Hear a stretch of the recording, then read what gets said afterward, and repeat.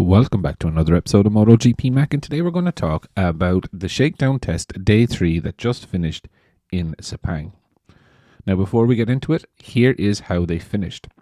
Pedro Costa topped the timesheets from Polo Espargaro, Johan Zarco, Fabio Quartararo, Danny Pedrosa, Joan Mir, Alex Rins, Luca Marini, Cal Crutchlow, Taka Nakagami, Michele Pirro, Lorenzo Savadori, and Stefan Bradl brought up the rear.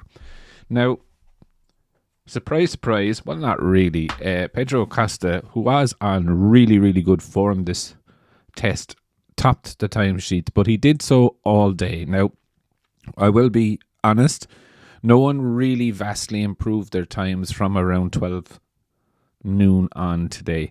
There was a light sprinkle of rain. Riders did get back out, and some did improve their times, but 4 o'clock again, the rain came in and it kind of stopped play for everyone. And I think that's going to be something for next week that we need to bear in mind, is that, you know, Sepang always does get an old rainstorm in the afternoon.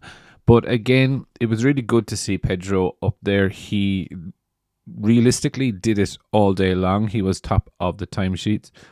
Not really surprised. I did think, though, you know, before that rain, we would see a 157. We are in the 158 ones.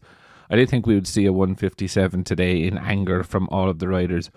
But again, with the weather coming in, you know, I can kind of understand some of the riders backing off and not pushing it, especially the race riders, because they have another week of testing to complete and they don't want silly injuries during it. I am surprised Stefan Bradl in 13th place, 3 seconds off the pace.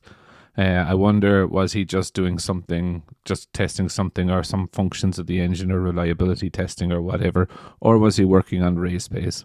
We don't know either if Pedro Costa's was a soft run, do you know what I mean, and balls to the wall. But again, Polo Espargaro is quite close to him.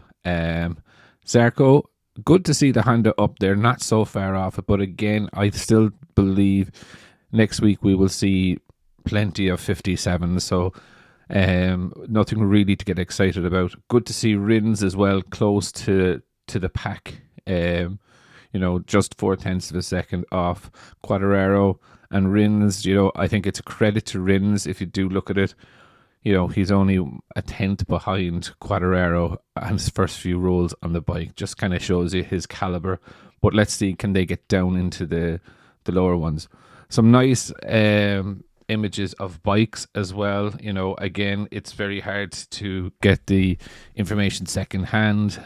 Do have a good bit of pictures. I might do a video tomorrow just showing some brief updates from the manufacturers. But all in all, the Shakedown test is now in the books. We have the main official test, which I believe will have some coverage and timing, so we can kind of track where the riders are over the course of the day, rather than just kind of like an hourly check-in.